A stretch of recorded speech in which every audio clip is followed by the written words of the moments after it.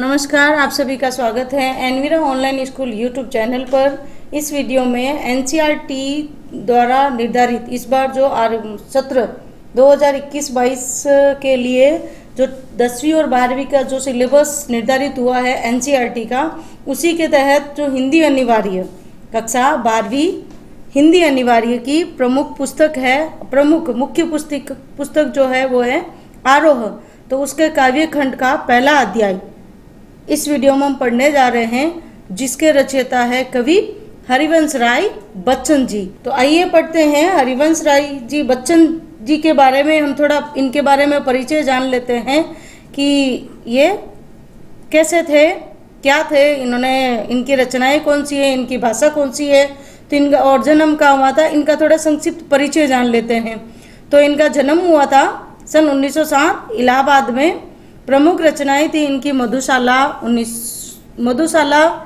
मधुबाला, मधु कलश, निशा निमंत्रण, एकाद संगीत, आकुल अंतर, मिलन यामिनी, सतरंगिणी, आरती और अंगारे, नए पुराने झरोखे, टूटी फूटी कड़ियाँ, जो कि काव्य संग्रह माना जाता है। इसके अलावा इन्होंने कुछ निबंध के आत्मकथा लिखी है, कुछ निबंध के अनुवाद किए हैं, जिसमें देखो क्या भूलूं क्या याद करूं, नीड़ का निर्माण, फिर बसेरे से दूर, 10 द्वार से सोपान तक, ये है इनकी आत्मकथा जो कि 4 खंडों में विभाजित है।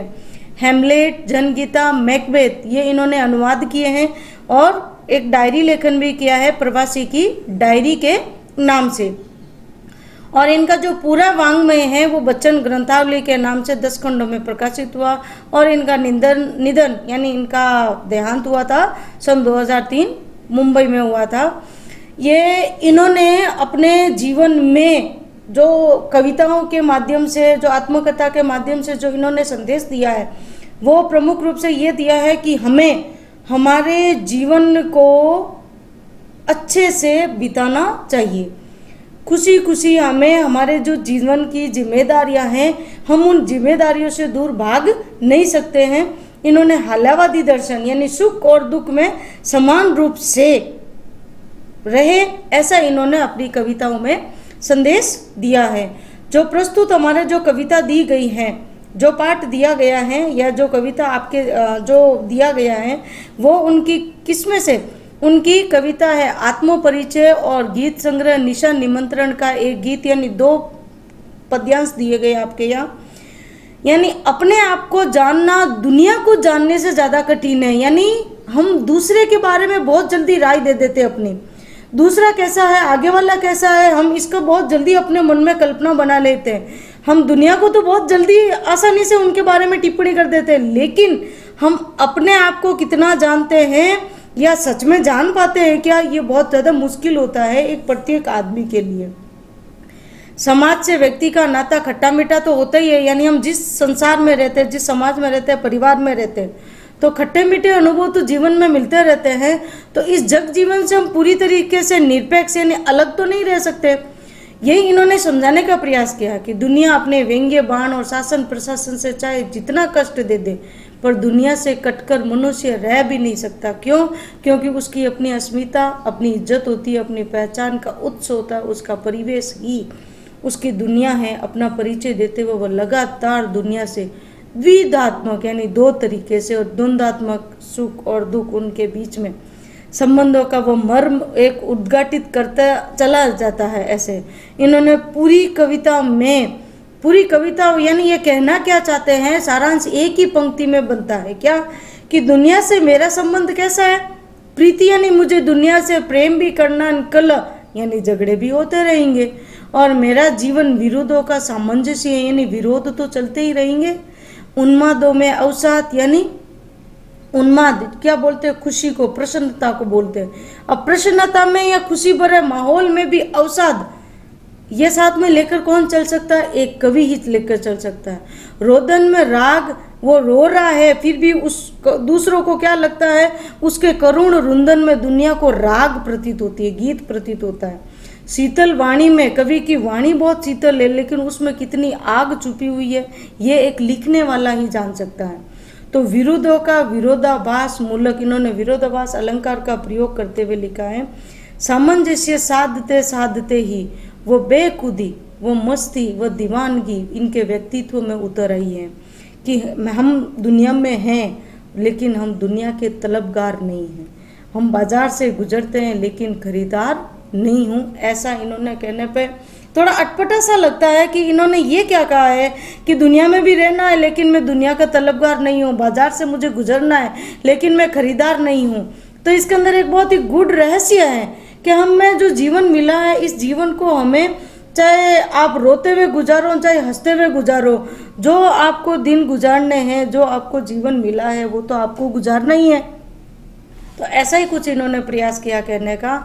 यह ठस्सा छायावादोत्तर गीति काव्य का ही एक प्राण है। किसी असंभव यादर्श यूटोपिया की तलाश में सारी दुनियादारी ठुकरा कर उस भाव से दुनिया से इन्हें कोई वास्ता नहीं है। और प्रीति केले का यही वितान है और विरोधाभास का यही अलग इन्हें दूर टिमटिमाते तारे की अबूझ रहस्यात्मकता से लहालोट यानी उससे सराबोर रखता है। निशा निमंत्रण से उद्दत, ये तो था इनकी आत्मकथ्य में। और जो निशा निमंत्रण जो गीत दिया गया उसका अंश दिया गया, इसमें प्रकृति के जो दैनिक वातावरण है, परिवर्तनशीलता है, उसके संदर्भ में भी वो अपने आप को लेकर देखते हैं। विशेषकर मनुष्य के धड़कते हृदय को सुनने की काव्यात्मक कोशिश की गई है और बहुत ही सरल सर्वानुभूत बिंब यानी मुहावरे के जैसा ही है ये, जो छायावादी कवियों ने मुहावरों को ही बिंबों का नाम दिया है, के जरिए एक अगोचर सत्य की रूहानी छून महसूस करा देना। यानी जब इस गीत को पढ़ेंगे तो वो आपको भीतर तक महसूस करा देना ही ये बच्चन जी की एक विशेषता है। यह गीत उनका एक बेहतर नमूना है कि किसी भी व्यक्ति के मन में उसका प्रिय का आलंबन या विषय से भावी साक्षात्कार यानी प्रिय से मिलन होने वाला है, इसका आश्वासन ही हमारे प्रयास के पगों की यानी उस मनुष्य के प्रयास के पगों की गति में यानी पैरों की पगों के यानी पैरों की गति में चंचलता उभर सकता है, तेजी बढ़ सकता है। अन्यथा यदि हमारे जीवन में किसी प्रिय का, किसी अपने का कोई सहारा नहीं है, कोई है नहीं, तो हम किसके लिए होंगे। तो जब जिस मनुष्य के जीवन में कोई होता नहीं है तो वो कैसे हो जाते हैं, शिथिल हो जाते हैं, जड़ता को प्राप्त होने के लिए वो अभिषिक्त हो जाते हैं। और ये गीत इस बड़े सत्य के साथ समय के गुजरते जाने का एहसास, लक्ष्य प्राप्ति के लिए कुछ कर गुजरने का जज्बा भी लिए हुए हैं। तो आइए देखते हैं, हमने जो सार तो है वो पढ़ लिया है, अब इनके जो कविता के अंश है हम उसको पढ़ते हैं। जो दिया हुआ है आत्म परिचय यानी स्वयं का परिचय। जब आप जैसे इनके दिखेंगे, इनके बारे में जो लिखेंगे, इनकी जो भाषा है वो खड़ी बोली भाषा मानी जाती है। कौन सी मानी जाती है? खड़ी बोली भाषा मानी जाती है। और ये क्या रहे थे, ये जैसे उर्दू भाषा के जो प्रसिद्ध शायर है, यूँ कहे प्रसिद्ध रचनाकार है, उमर खयाम जी का प्रभाव इनकी रचनाओं में देखने को मिलता है। यानी उर्दू शैली, उर्दू भाषा के भी शब्द इसमें देखने को मिलेंगे। या यूँ कहे कि लिखते समय जब आप लिखेंगे, शिल्प सौंदर्य लिखते हैं या इनका जैसे पंक्तियों का काव्य सौंदर्य दीजिए, इसी तरीके से अर्थ ग्रहण और काव्य बोध के इस तरीके के प्रश्न पूछे जाएंगे आपके इसमें से। तो हलावादी दर्शन है और प्रमुख रूप से इनके दिखेगा कई के अलंकार जो लिए हैं वो कहीं रूपक अलंकार है, अनुप्रास है, कहीं पुनरुक्ति प्रकाश है, और मुख्य रूप से जो इन्होंने अलंकार लिया है वो है विरोधाभास अलंकार। यह आपको इनकी रचनाओं में देखने को मिलेगा जो अपन पद पढ़ने वाले हैं। ठीक है। और इस जो भाषा है वो आपको मैंने पहले ही बता दी गई है। कहीं कहीं उर्दू शब्दों का प्रयोग आपको देखने को जरूर मिलेगा। तो आइए बढ़ते हैं। तो सबसे पहली जो रचना दी गई है, जो पद दिया गया है, इसमें बहुत ही अच्छा संदेश दिया गया है। कैसा संदेश? कि वे हम जिन संसार में रहने को आए हैं, हमें इस संसार में तो रहना तो है ही है, तो किस तरीके से रहना है वो इस पहले अंश में बता रहे हैं।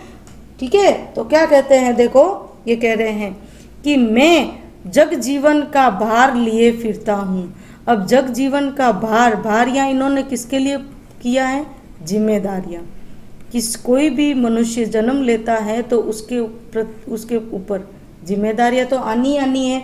तो जिम्मेदारियों के लिए इन्होंने भार का यानी जो उत्तरदायित्व है, जिम्मेदारियाँ हैं, यानी मैं इस जग जीवन में, इसमें संसार रूपी जीवन का भार यानी मैं जिम्मेदारियां, मेरे जो सांसारिक उत्तरदायित्व है वो मैं अपने साथ में लिए फिरता हूँ। यानी मुझे क्या करना है, मेरा इस जीवन जो मुझे व्यतीत करना है, जो मुझे गुजारना है, इसको मुझे जिम्मेदारियों को निभाते हुए ही व्यतीत करना है।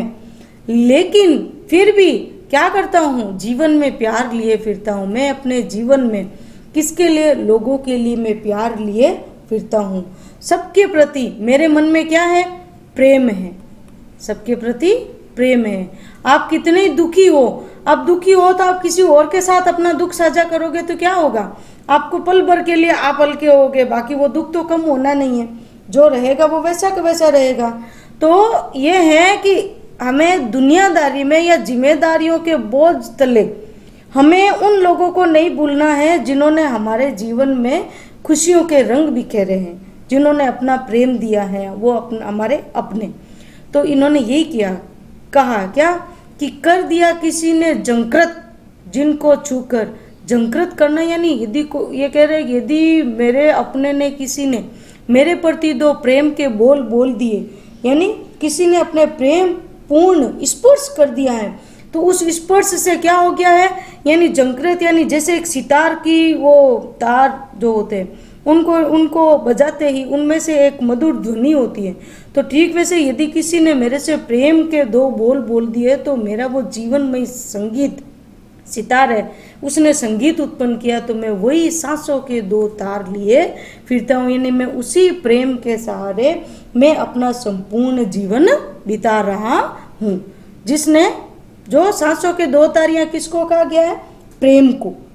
ठीक है, सांसों के दो तार किसको कहा है, यानी जो यदि कवि के जीवन के प्रति कवि को या किसी ने, कवि को किसी ने यदि प्रेम के दो बोल बोल दिए तो उसी को सांसों के दो तार।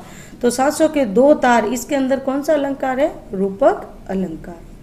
ठीक है, और विरोधाभास किसमें है, इतना तो आपको हुआ होगा। देखो यहाँ पे मैं जग जीवन का भार लिए फिरता हूँ, फिर भी जीवन में प्यार लिए फिरता हूँ। इसमें फिरता हूँ ये देखो तुकबद्ध रचना है।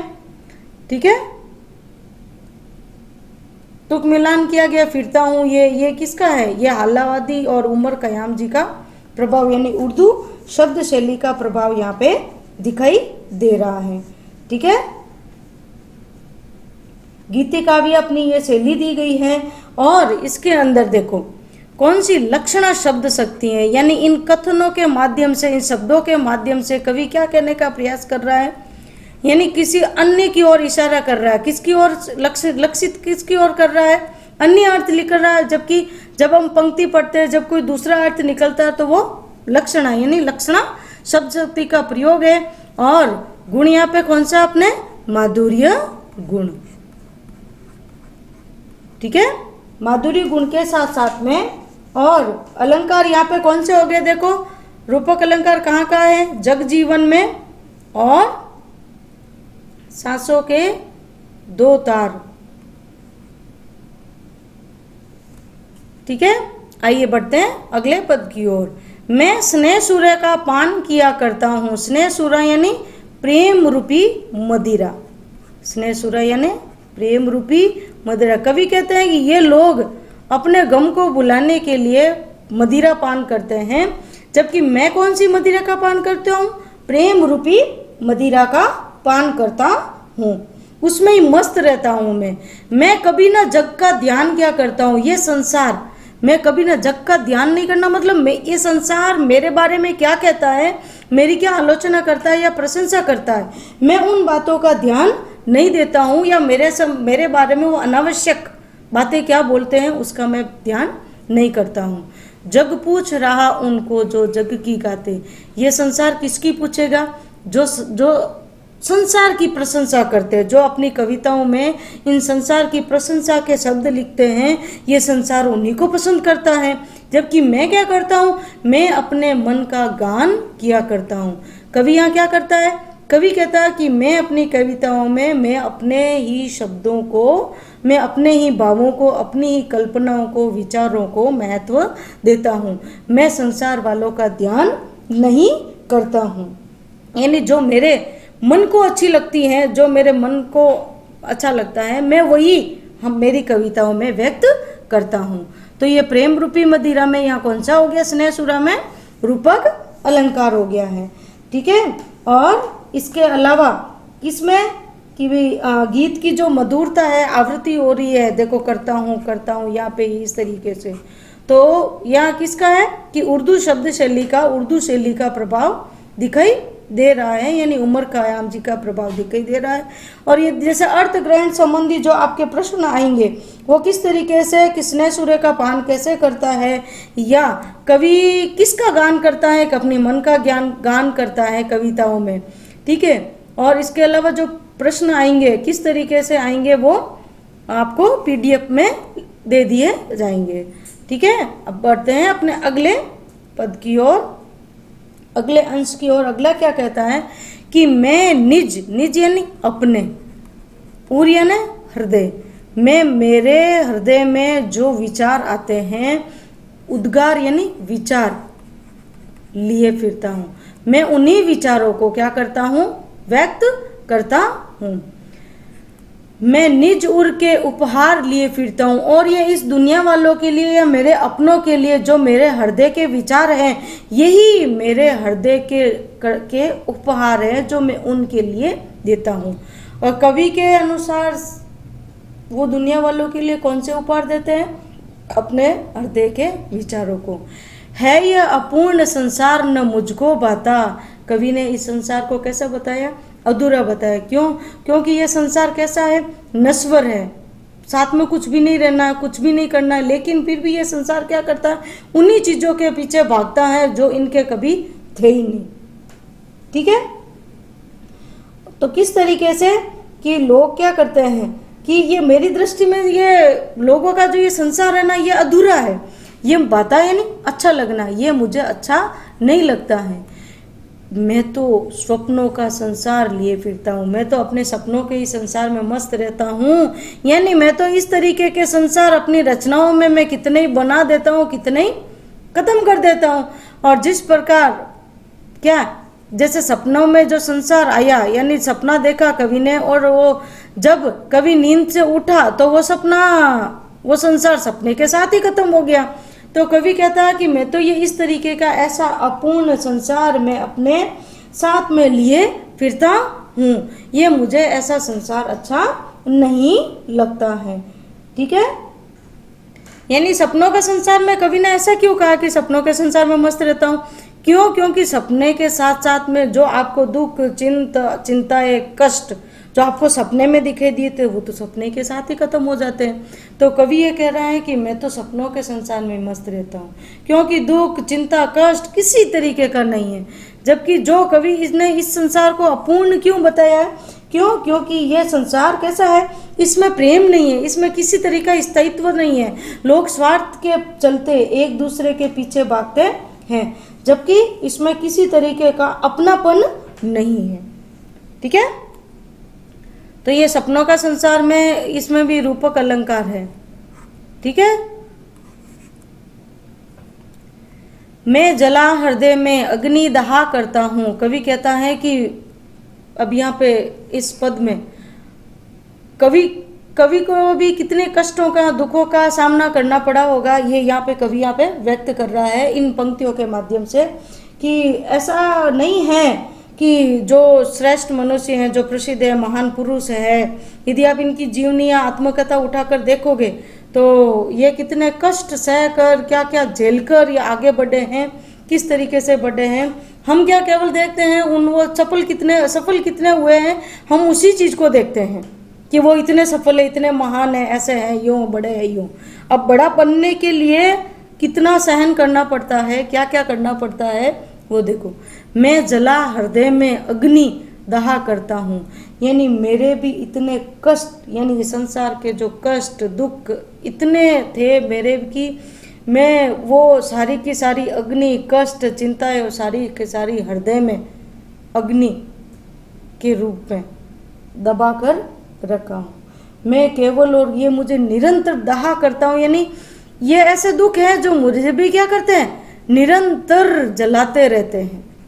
ये जो दुख है वो मेरा पीछा नहीं छोड़ते हैं, तो मैं भी इन दुखों को तो सामना मुझे भी करना पड़ता है और मैं भी तो कर ही रहा हूँ, लेकिन फिर भी मैं कैसा रहता हूँ, सुख और दुख दोनों में मग्न रहा करता हूँ।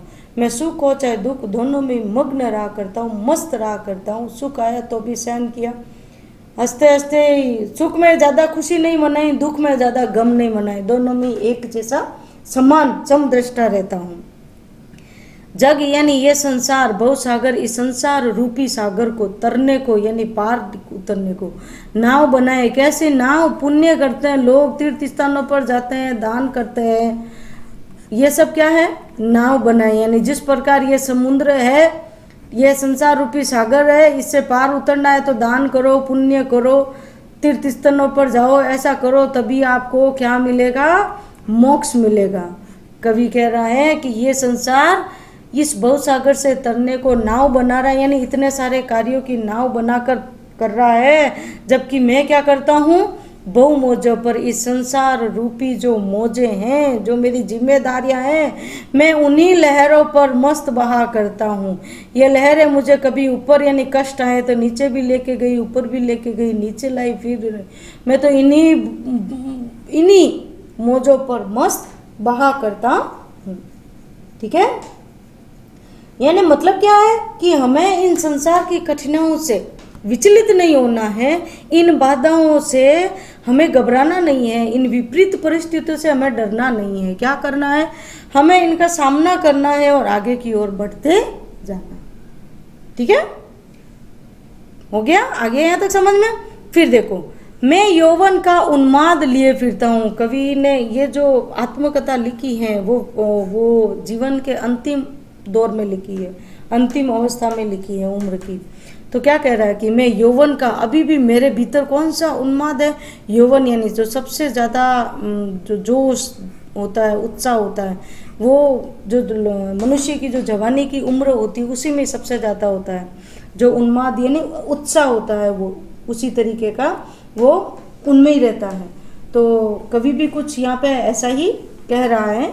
ठीक है, यानी मेरे भीतर अभी भी क्या भरा हुआ है? युवावस्था का, जवानी का उत्साह भरा हुआ है।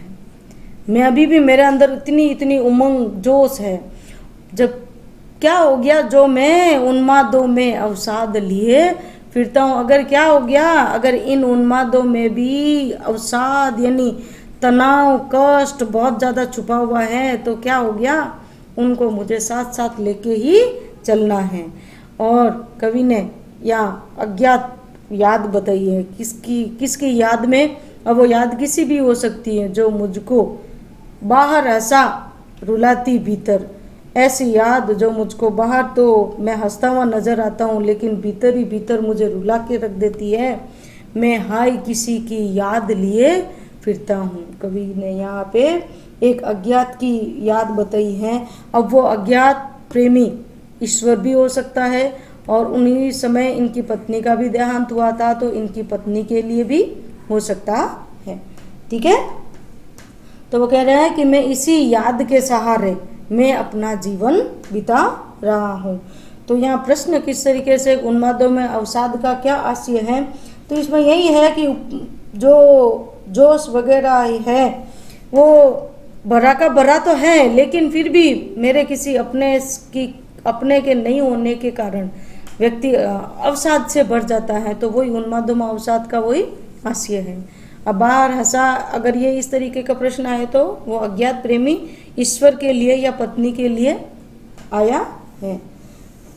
ठीक है, अब ये गीति काव्य जैसे रचना जो है, ये आपकी भाषा को, इसमें भाषा कौन सी हो जाएगी? खड़ी बोली भाषा हो जाएगी। ठीक है, इसमें भवसागर, इसमें रूपक अलंकार है, बहु मोजों में रूपक अलंकार है। ठीक है, और इसमें विरोधाभास अलंकार है। उन्माद होते हुए भी अवसाद होना वो। ठीक है, और अनुप्रास अलंकार है, विरोधाभास हो गया। और इनमें पूरे में आपको ये भूलना नहीं है, लक्षण शब्द शक्ति है। अब यहाँ पे जैसे याद का किया है, तो यहाँ पे वियोग आया है, तो वियोग श्रृंगार रस। ठीक है,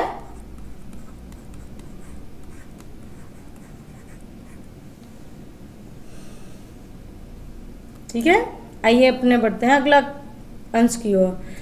अब कवि ने क्या कहा है कि ये संसार कैसा है कि कर यत्न मिटे सब सत्य किसी ने जाना, या प्रश्नात्मक शैली अपनाई है कि कर यत्न मिटे सब, ये पूरा संसार प्रयत्न कर करके सब मिट गए, लेकिन सत्य क्या है, वो आत्म तत्व क्या है, वो ज्ञान क्या है, ये कोई भी आज तक क्या जान पाया है क्या? बिल्कुल ही नहीं, कोई नहीं जान पाया है। कवि ने ये कहा है कि सभी लोग, ये पूरा का पूरा संसार किसको जानने में, उस तत्व खोज के बारे में, तत्व के बारे में, जो रहस्य है, सत्य के बारे में, ज्ञान कह सकते हैं, और वो परम तत्व क्या है, परम सत्य क्या है, ये वे किस सत्य की बात की जा रही है, परम सत्य की बात की जा रही है। सब परम सत्य की खोज में लगे हुए हैं, लेकिन कोई भी नहीं जान पाया है। उन्होंने बहुत प्रयत्न किए, बहुत प्रयास किए हैं, लेकिन थक हार कर वही बैठ गए हैं। नादान वही है हाय जहाँ पर दाना।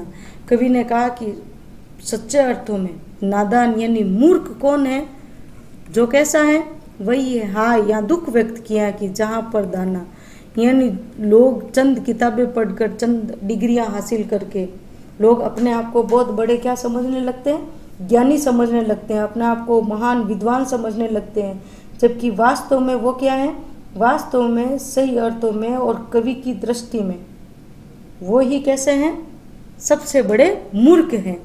और फिर कह रहा है कि फिर मूड ने क्या ये जग, फिर ये क्या, वास्तव में ये संसार मूर्ख नहीं है जो इस पर भी सीखे, यानी फिर भी सीखता जा रहा है। क्या सीखता जा रहा है? ज्ञान। कौन सा ज्ञान? वही डिग्रियों वाला ज्ञान जो इसको अहंकारी बनाता है। लोग चंद ज्ञान हासिल करते ही अपने आप को क्या कर समझने लगते हैं, ज्ञानी समझने लगते हैं, बहुत बड़ा ज्ञानी समझ लेते हैं। कवि ने क्या कि मैंने भी ऐसा ज्ञान हासिल किया था, लेकिन मैं अब क्या कर रहा हूँ, मैं सीख रहा हूँ, सीखा ज्ञान बुलाना। अब यहाँ कवि कौन सा ज्ञान बुलाने की बात कर रहा है? उसी ज्ञान को जिसको ये संसार पाकर अहंकारी बन गया है, अज्ञानी बन गया है। क्योंकि जो सांसारिक ज्ञान, कवि ने कौन से ज्ञान को, सांसारिक ज्ञान को बुलाने की बात की है, क्योंकि जो व्यक्ति सांसारिक ज्ञान प्राप्त कर लेता है वो परम सत्य को कभी भी नहीं जान पाता है, ऐसा कवि का मानना है। ठीक है, अब ये दोनों विपरीतार्थक शब्द भी हैं, देखो किस तरीके से, दाना यानी ज्ञान, अब यह ना और इतिसा हटा के ये इसका विपरीतार्थक शब्द भी बन गया है। ठीक है, फिर देखो अब आगे कवि ने संसार को अपने आप से पूरा अलग ही बता दिया। कैसे? कि मैं और ये जग और कहाँ का नाता, यमक अलंकार है यहाँ पे देखो, मैं और यानी मैं कैसा हूँ, मैं अलग, और इस और का मतलब वो और जो योजक शब्द होता है वो योजक शब्द, और ये जग और ये संसार भी कैसा है, अलग। मैं अलग हूँ और ये संसार भी अलग है। मेरे में और इस संसार में भला कैसा संबंध है, कैसा नाता है, कैसा रिश्ता है? कोई रिश्ता नहीं है। मैं बना कितने जग रोज मिटाता, मैं तो ऐसे संसार अपनी कल्पनाओं से, अपने विचारों से रोज इस प्रकार के संसार रोज बनाता हूँ और रोज मिटा देता हूँ। तो ये भला ये संसार मेरे जैसे कैसा हो सकता है? बिल्कुल ही नहीं हो सकता, कोई संबंध नहीं है, क्योंकि संसार का लक्ष्य अलग है और मेरे लक्ष्य अलग है।